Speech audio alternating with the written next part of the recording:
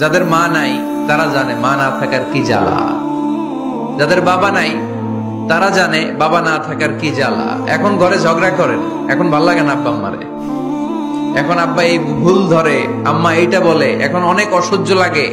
তো যেদিন চলে যাবে ওই দিন বুঝতে পারবেন মাথার উপর থেকে ছাতাটা নাই হয়ে গেছে, বটবৃক্ষটা চলে গিয়েছে, আর উপদেশ দেওয়ার মতো কেউ নাই, কাছে আগলে রাখার মতো কেউ নাই।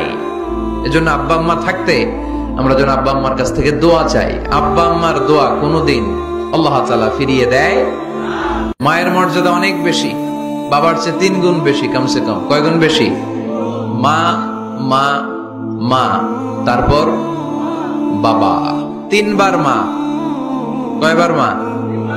1 বার বাবা। তার মানে মাকে ইসলাম দিয়েছে স্বর্ণ পদক, দিয়েছে রৌপ্য পদক, দিয়েছে ব্রোঞ্জ পদক, আর বাবাকে দিয়েছে সান্ত্বনা পুরস্কার।